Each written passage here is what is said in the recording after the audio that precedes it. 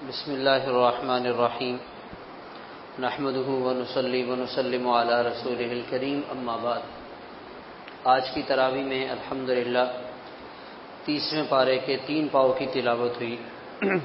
اللہ تعالیٰ نے سورۃ النبأ میں اپنی بڑی بڑی نعمتوں کا تذکرہ فرمایا۔ الم نجعل الارض مہادا، ہم نے زمین کو بچھونا نہیں بنایا، پہاڑوں کو کیل کی طرح زمین میں نہیں گاڑا، تمہیں ہم نے جوڑا جوڑا پیدا کیا ہے۔ جوڑا جوڑا، پرانے زمانے میں لوگ سمجھتے تھے کہ یہ جوڑا جوڑا صرف انسانوں میں ہوتا ہے اور مخلوقات میں نہیں ہوتا۔ پھر جیسے جیسے ترقی کرتے گئے تو یہ بات کھل کر سامنے آئی کہ انسان نہیں، ہر جاندار چیزوں میں جوڑا جوڑا موجود ہے۔ درختوں میں بھی جوڑا جوڑا نر اور مادہ ہے، پودوں میں بھی نر اور مادہ ہے، یہ جو ذرات ہیں اس کے اندر بھی نر اور مادہ ہے۔ اللہ تعالیٰ نے ہر چیز کو جوڑا جوڑا بنایا ہے۔ تو اس سے یہ پتہ چلا کہ انسان کی بھی جو زندگی ہے وہ اکیلے ناقص اور نامکمل ہے۔ اس کی جو زندگی کی تکمیل ہوتی ہے وہ کس کے ساتھ ہوتی ہے؟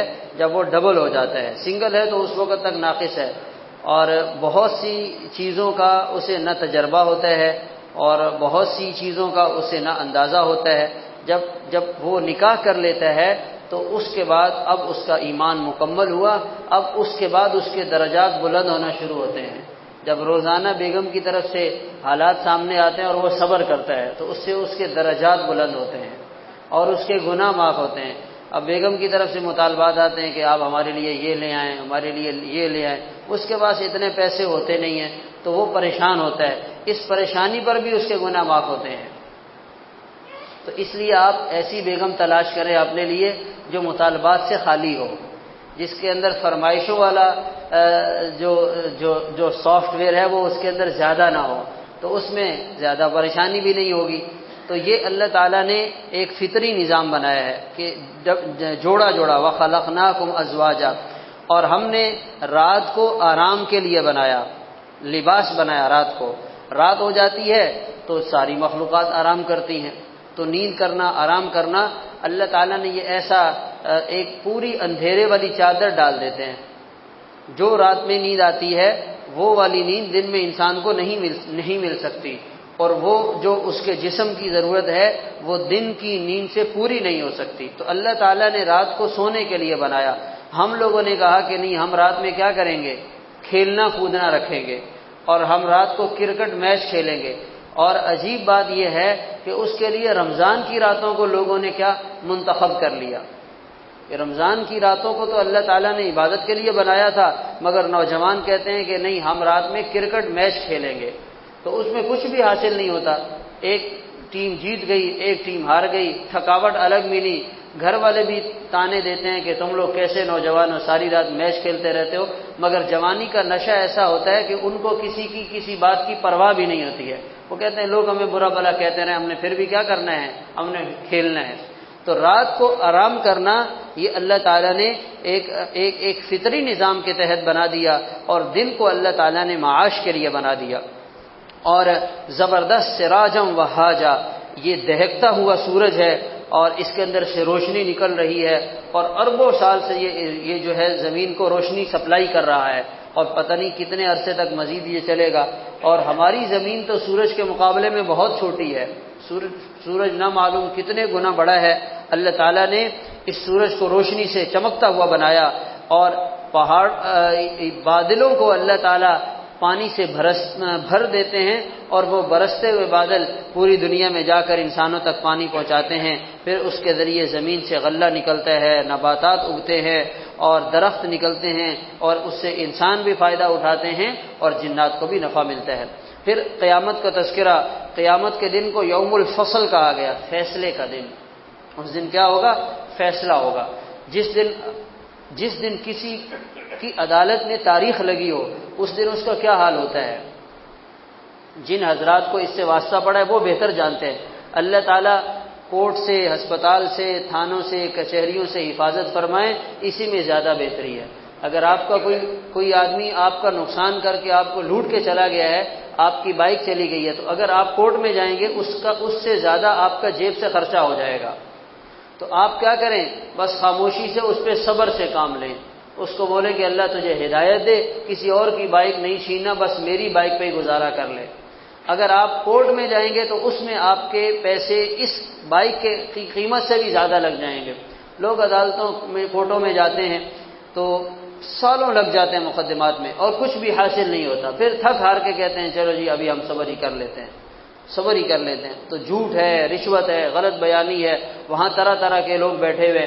تو جس دن کیس کا فیصلہ آنا ہو اس دن بندے کی کیا حالت ہوتی ہے، ایسے دل بالکل بے چین ہوتا ہے، ساری رات نیند نہیں آتی ہے۔ بیگم پوچھتی ہے کہ بھائی کیا بات ہے، آج آپ کو نیند نہیں آ رہی، کروٹیں لے رہے ہیں ساری رات سے؟ وہ کہتا ہے اب تمہیں پتہ نہیں ہے صبح فیصلہ ہونے والا ہے، صبح فیصلہ آنے والا ہے۔ اللہ تعالیٰ فرما رہے ہیں ایک ہمارا بھی فیصلے کا دن آئے گا، ان یوم الفصل کان میقاتا، اور ہم نے اس کو مقرر کر رکھا ہے، جہنم کو ہم نے سرکش لوگوں کے لیے ٹھکانہ بنایا ہے، نہ ٹھنڈی چیز ملے گی نہ کوئی پینے کے لیے چیز ملے گی، جو ملے گی وہ حمیم ہوگا اور غساق ہوگا۔ جہنمیوں کے پیپ اور خون سے جمع ہونے والا مادہ پیش کیا جائے گا، کانٹے دار جھاڑی دار غذا کھانے کے لیے پیش کی جائے گی، اور کہا جائے گا فذوقوا فلن نزیدکم الا عذابا، تم چکھتے رہو ہم تمہارے عذاب میں اضافہ کرتے رہیں گے۔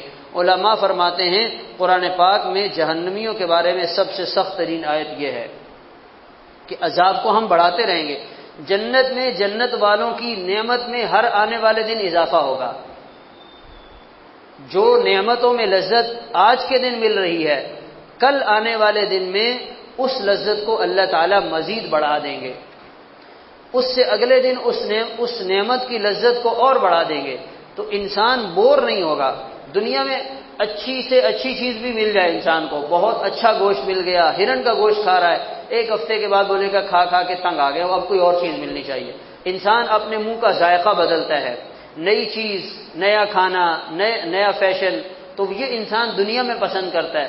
مگر جنت میں کیا ہوگا، کسی چیز سے انسان اکتائے گا نہیں، اور ان نعمتوں کی لذت کو، ان کی چاشنی کو اور اس کی حلاوت کو اللہ تعالیٰ آئے دن بڑھاتے چلے جائیں گے۔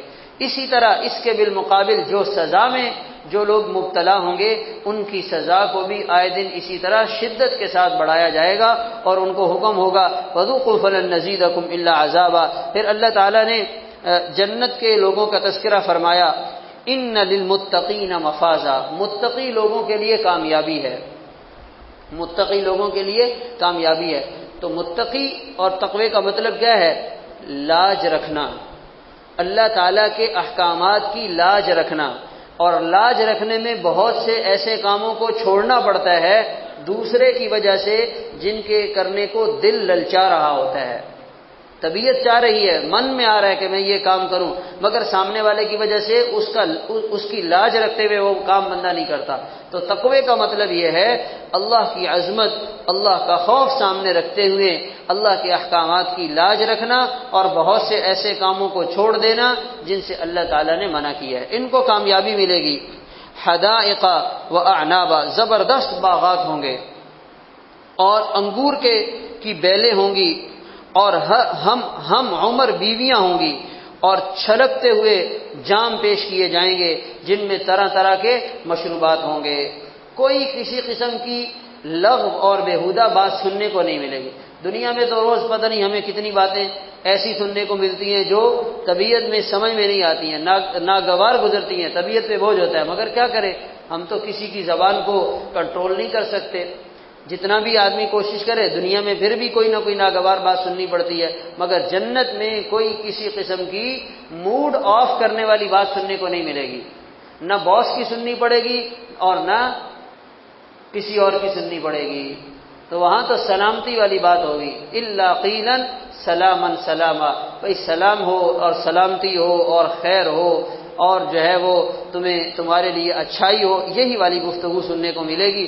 اور یہ کس لیے ہوگا، جزاء من ربک عطاء حسابا، یہ اللہ کی طرف سے بدلہ ہوگا، اور جو انسانوں نے نیک اعمال کیے ہوں گے ان اعمال کی وجہ سے انہیں ان نعمتوں سے نوازا جائے گا۔ پھر اللہ تعالیٰ نے سورۃ النازعات میں بھی آخرت کا تذکرہ کیا، فَإِذَا جَاءَتِ الطَّامَّةُ الْكُبْرىٰ، ایک بڑی چیخ آئے گی اور انسان اس دن یاد کرے گا اپنی ساری زندگی کی کہانی کو اور سوچے گا، غور کرے گا، اس کے سامنے فلم چلائی جائے گی، میری جوانی، میرا بڑھاپا، میری شادی کے بعد کی زندگی، میرا کاروبار، میں نے سب کچھ کیسے کیا، وہ پوری ایک فلم چل رہی ہوگی اور بندہ دیکھ رہا ہوگا، اور اس میں اس کو اچھے برے سارے حالات دیکھنے کو ملیں گے، تو شرمندہ ہوگا اگر اس کی زندگی میں کوئی غلط کام ہوں گے اور اگر کوئی برائی والے کام ہوں گے تو تمنا کرے گا کہ اگر یہ نہ ہوتے تو اچھا تھا، مگر اس وقت تو افسوس کرنے سے کچھ بھی نہیں ہوگا، کچھ بھی نہیں ہوگا۔ جہنم آ جائے گی جس انسان نے دنیا کی زندگی کو ترجیح دی، بس دنیا اور دنیا، پیسہ اور پیسہ، مال اور مال، کماؤ اور کماؤ اور بچاؤ اور بچاؤ، بس اسی میں اس کی ساری زندگی گزر گئی۔ آثر الحیات الدنیا، جینا بھی دنیا کے لیے، پریشان ہونا بھی دنیا کے لیے، کبھی اس کے لیے پریشان نہیں ہوا کہ اللہ تعالیٰ کو کیا جواب دوں گا، میری زندگی میں دین نہیں ہے، اس کا کیا بنے گا، اس کے لیے پریشان نہیں ہے۔ اس کے لیے شیطان کہہ دیتا ہے اللہ تعالیٰ غفور الرحیم ہے، یہ دماغ میں بات ڈالتا ہے کہ اللہ تعالیٰ غفور الرحیم ہے، پریشان ہونے کی کوئی بات نہیں ہے، لیکن دنیا وہ تو بھائی کرنی ہی کرنی ہے، بھائی وہ تو بنانی ہی بنانی ہے۔ تو جس نے دنیا کی زندگی کو ترجیح دی فإن الجحیم هی المأوی، پھر دوزخ اس کا ٹھکانہ ہے۔ اور جو اللہ سے ڈرتا رہا، اپنے نفس کو حرام خواہشات سے روکتا رہا، اپنے نفس کو لگام دینا، اپنے نفس کو حرام خواہشات سے روکنا، اپنے نفس کے جذبات اور خواہشات پہ قابو پانا، یہ بڑا زبردست کام ہے اور یہ بڑا مشکل کام ہے، یہ کرتے کرتے انسان کو حاصل ہوتا ہے، لیکن جسے یہ حاصل ہو گیا فإن الجنۃ ہی المأوی، وہ جنت میں جائے گا۔ مشائخ فرماتے ہیں ایک قدم اپنے نفس پہ رکھو، دوسرا قدم جنت میں چلا جائے گا۔ تو یہ نفس ہی تو ایسا ظالم ہے کہ جو قابو میں نہیں آتا۔ ایک دفعہ کسی جگہ ایک سانپ نکل آیا، سانپ، بچے جمع ہو گئے اور انہوں نے اس کو، کسی نے لاٹھی سے مارا، کسی نے پتھر سے مارا، کسی نے جو ہے وہ کیا کیا، تو وہ سانپ جو ہے نا وہ کافی حد تک زخمی ہوا اور ایک طرح سے بے جان ہو گیا، لیکن اس کی دم ابھی تک ہل رہی تھی، تو اس کی دم ہل رہی تھی تو پھر بچوں نے اس کے سر کو کچلا، تو اس کے بعد وہ کیا ہوا، وہ مر گیا۔ تو اس پر اللہ والے کہنے لگے کہ یہ سانپ تو ایسا ہے کہ جو بالآخر مر جاتا ہے، اس کے سر کو کچل دیا جائے، لیکن یہ نفس ایسا ہے کہ یہ مرتے مرتے بھی نہیں مرتا ہے۔ اور شیخ سعدی رحمۃ اللہ علیہ نے اس کی ایک اور عجیب مثال دی ہے۔ ایک آدمی برفانی علاقے میں جائے اور برفانی علاقے میں کوئی مرا ہوا سانپ، اژدہا، اسے پتہ نہ چلے، وہ اس کو اٹھا کے لیا، اس نے سمجھا برف ہے، وہ جب گھر میں لے کر آیا اور اس کے بعد جب اس کو گرمی لگی اور وہ برف پگھلی تو وہ دوبارہ جب ہلنے لگا تو وہ اس کو نقصان پہنچائے گا، اس کو ڈنگ مارے گا۔ کہنے لگے یہ نفس کی مثال بھی ایسے ہی ہے کہ ایک دفعہ یہ سو جاتا ہے، یہ چپ ہو جاتا ہے، یہ لیٹ جاتا ہے، پھر جب یہ اٹھتا ہے تو پھر انسان کو ایسا نقصان پہنچاتا ہے کہ اس کی سالوں کی عبادت پہ پانی پھر جاتا ہے، سالوں کی محنتیں ضائع ہو جاتی ہیں۔ یہ نفس ایسا خطرناک ہے، نفس امارہ، نفس لوامہ اور نفس مطمئنہ۔ نفس امارہ جو ہر وقت برائی کے خیالات ڈالتا ہے، یہ کر لو، یہ کر لو، یہ کر لو، ہر وقت دماغ پہ حرام سوار ہے، شہوت سوار ہے، یہ ہے نفس امارہ۔ اور ایک ہے نفس لوامہ، کبھی کبھار گناہ ہو جاتا ہے مگر اس کے بعد ندامت ہوتی ہے، میں نے یہ غلط کیا، مجھے نہیں کرنا چاہیے تھا۔ یہ کچھ نہ کچھ محنت کے بعد آدمی کو حاصل ہو جاتا ہے۔ اور نفس مطمئنہ وہ ہے جس میں انسان اتنا دین میں آگے چلا جاتا ہے کہ شریعت اس کی طبیعت بن جاتی ہے۔ جیسے ہم دفتر جاتے ہیں یا اور دوسرے تیسرے کام کرتے ہیں نا، وہ ایک طبیعت اس کے لیے آمادہ ہو جاتی ہے، تیار ہو جاتی ہے۔ تو نفس مطمئنہ جس کے پاس ہو، پھر اس کو شریعت کے بغیر اور دین کے بغیر اس کو مزہ ہی نہیں آتا، اس کا گزارا ہی نہیں ہوتا۔ تو یہ ہے نفس مطمئنہ۔ تو جس نے اپنے نفس کو کنٹرول کر لیا تو اس کے لیے کیا ہے، فإن الجنۃ ہی المأوی، وہ جنت میں چلا جائے گا۔ تو بھئی اللہ تعالی ہمیں اس شیطان سے، یہ جو نفس ہے اندر جو چھپا ہوا ہے، اس سے ہماری حفاظت فرمائیں۔ سب سے بڑا دشمن حدیث پاک میں بتایا گیا، ان اعداء عدوک نفسک الذی بین جنبیک، جو دو پہلو میں تمہارے اندر چھپا ہوا نفس ہے، یہ تمہارا سب سے بڑا دشمن ہے۔ ہم تو انسانوں کو اپنا دشمن سمجھتے ہیں نا، وہ اتنا بڑا دشمن نہیں ہے۔ وہ اتنا زیادہ نقصان نہیں پہنچائے گا، جو یہ اندر چھپا ہوا نفس جتنا نقصان پہنچاتا ہے، تو ہمیں اپنے آپ کو اس سے بچانا چاہیے۔ سورہ عبس میں اللہ تعالیٰ نے وہ عبداللہ بن ام مکتوم رضی اللہ تعالیٰ عنہ کے واقعے کا تذکرہ فرمایا کہ عرب کے بڑے بڑے سردار بیٹھے ہوئے تھے اور یہ آگے اور انہوں نے آ کر آپ صلی اللہ علیہ وسلم سے سوال کیا، نابینا تھے، انہیں نظر بھی نہیں آ رہا تھا، تو آپ کو یہ ناگوار گزرا کہ بھائی میں ان بڑے لوگوں کے پاس بیٹھا ہوا ہوں، اگر یہ ہدایت پر آ جائیں گے تو اس کی وجہ یعنی ان کے ہدایت پر آنے سے اور لوگ بھی جو ہے وہ دین کی طرف مائل ہو جائیں گے۔ تو آپ صلی اللہ علیہ وسلم نے ناگواری کے ساتھ ان کی بات کا جواب نہیں دیا، تو اللہ تعالیٰ نے قرآن پاک کی یہ آیات نازل فرمائی کہ آپ کے پاس جو طلب لے کر آئے آپ اس کو توجہ دیں، آپ اس کی بات کو سنیں اور آپ اس کی بات کا جواب دیں۔ اور جن کے اندر طلب ہی نہیں ہے، جو اپنے آپ کو بڑا سردار سمجھتے ہیں، اما من استغنا، بڑا اپنے آپ کو چودھری سمجھتے ہیں کہ ہم بڑی چیز ہیں، تو آپ ان کو زیادہ توجہ دینے کے بجائے آپ اس کی فکر کریں، وما علیک الا یزکا، اگر وہ اس طرف نہیں آتا تو آپ کو پریشان ہونے کی ضرورت نہیں ہے۔ پھر اس کے بعد جب بھی یہ صحابی آپ صلی اللہ علیہ وسلم کی خدمت میں حاضر ہوتے تو آپ صلی اللہ علیہ وسلم ان کا استقبال بھی فرماتے اور ان کا اکرام بھی فرماتے۔ سورۃ المطففین میں اللہ تعالیٰ نے ناپ تول میں کمی کرنے والوں کو سخت وعید بتلائی ہے، ویل للمطففین، ناپ تول میں کمی کرنے والوں کے لیے ہلاکت ہے۔ یہ لوگ کیا کرتے ہیں، جب اپنا حق لینے کی باری آتی ہے تو پورا حق لیتے ہیں، اور جب دوسرے کا حق دینے کی باری آتی ہے تو اس کو کم دیتے ہیں۔ یہ ہے مطففین، تطفیف کرنا ہر چیز میں جو ہے وہ یہ ناپ تول صرف اس میں نہیں ہے کہ جو کوئی چیز کسی کو دے رہا ہے یا کوئی کسی سے چیز لے رہا ہے، یہ ہماری زندگی کے ہر معاملے میں ہے۔ جو بندہ جہاں جس کی جو ذمہ داری ہے اس ذمہ داری کو پورا نہیں کر رہا تو یہ تطفیف کر رہا ہے، یہ کمی کر رہا ہے، اور اس کے بدلے میں چاہتا ہے کہ مجھے میرا معاوضہ پورا ملے۔ ایک آدمی نے پورا کام نہیں کیا اور معاوضہ پورا لینا چاہتا ہے تو یہ جو ہے فکر کی بات ہے، ایسا نہیں کرنا چاہیے۔ بندہ اپنا کام اور اپنی ذمہ داری پوری کرے اور اس کے بعد اپنا پورا حق وصول کر لے۔ اور فرمایا ان کو پتہ نہیں ہے کہ یہ ایک دن اللہ کے سامنے کھڑے ہوں گے، یوم یقوم الناس لرب العالمین، پھر انہیں پتہ چلے گا کہ ہم نے جو دنیا میں حقوق العباد میں کوتاہی کی، خیانت کی، اور اس میں ہم نے جو ہے وہ اپنا حق پورا ادا نہیں کیا، تو آج جو ہے وہ اس کا نقصان سامنے آیا، تو اس وقت یہ پھر پریشان ہوں گے۔ پھر اللہ تعالیٰ نے جو ہے وہ ابرار کا، نیک لوگوں کا تذکرہ فرمایا، فاسق فاجر لوگوں کا تذکرہ فرمایا۔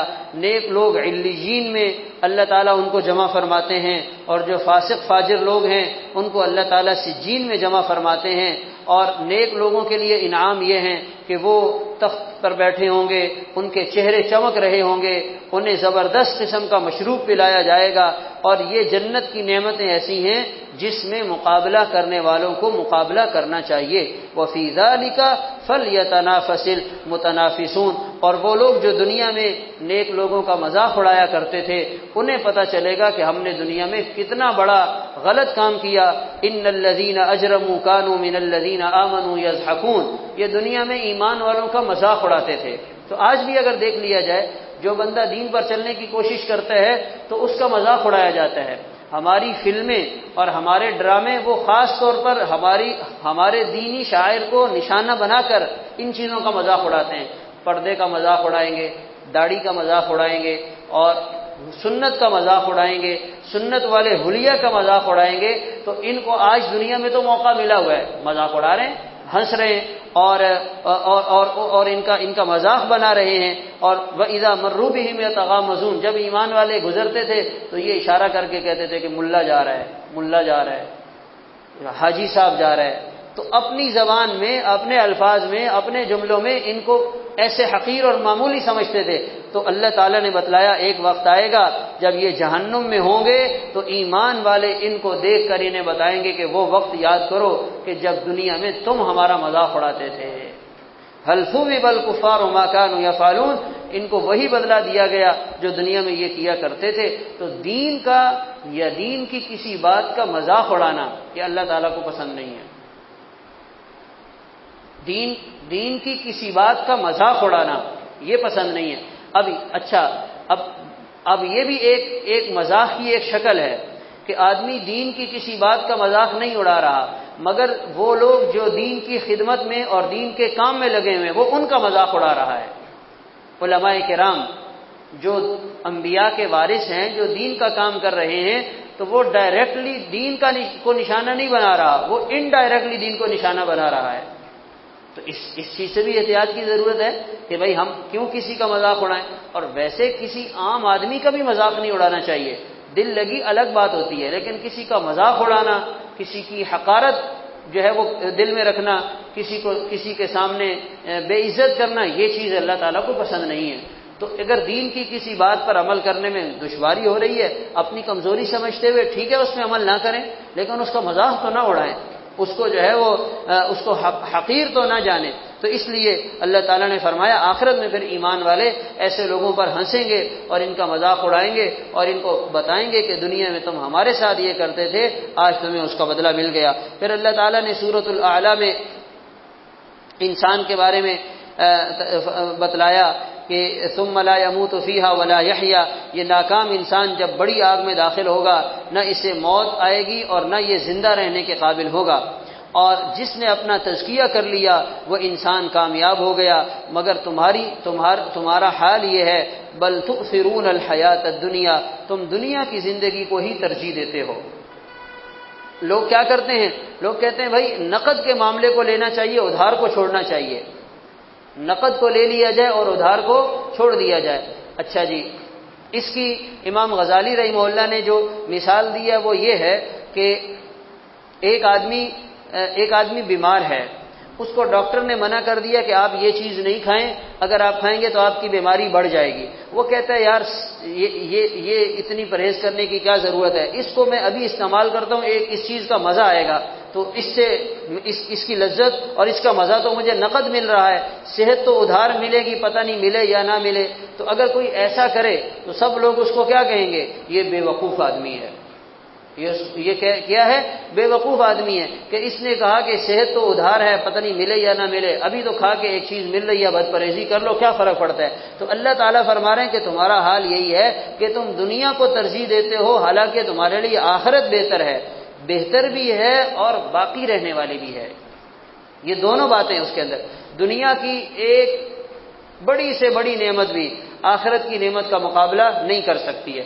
جب جنتی جنت میں پہنچیں گے تو سب سے پہلا لقمہ جو انہیں کھانے کے لیے دیا جائے گا، اللہ تعالیٰ دنیا کی تمام نعمتوں کے ذائقے اس ایک لقمے میں جمع فرما دیں گے۔ لو بھائی، دنیا کی ساری نعمتیں، ساری چیزیں ایک لقمے میں آ گئی، اس کے بعد آگے جو لذتیں ہوں گی، آگے جو نعمتیں ہوں گی وہ تو بعد میں۔ تو ایک لقمے میں اللہ تعالیٰ نے ساری چیزوں کو جمع کر دیا۔ اب یہ بندہ کہتا ہے نہیں مجھے تو دنیا ہی چاہیے، اور تو مجھے تو دنیا میں ہی سب کچھ کرنا ہے، دنیا میں ہی سب کچھ۔ اور اسی طرح جو مجرم ہوگا جب اس کو جہنم میں ایک غوطہ دیا جائے گا، وہ دنیا کی ساری آسائشیں بھول جائے گا، وہ کہے گا میں نے تو کبھی آسانی دیکھی نہیں ہے، اتنا سخت معاملہ ہوگا، اور اس کے بعد سزا تو آگے بھی بڑھتی چلی جائے گی۔ تو اللہ تعالیٰ نے فرمایا آخرت بہتر بھی ہے اور باقی رہنے والی بھی ہے۔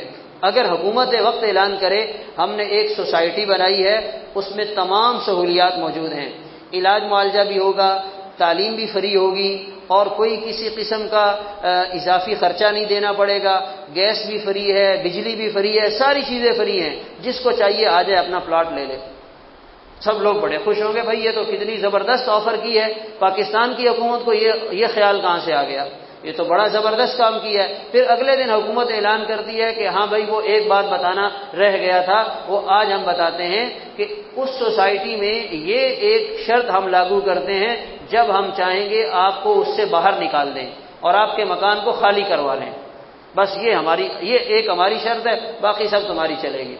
تو کیا خیال ہے جب یہ بات سنیں گے تو کوئی جائے گا ادھر، کہے گا یار یہ کہ تو اللہ تعالیٰ فرما رہے ہیں کہ یہ دنیا میں تمہیں جتنا بھی ملے، جتنا بھی تم رہو، جب ہماری مرضی ہوگی ہم کیا کریں گے؟ مکان خالی کروا لیں گے۔ مگر بندہ پھر بھی کہتا ہے نہیں یا اللہ یہی مکان مجھے چاہیے اور مجھے اسی سے جی لگانا ہے۔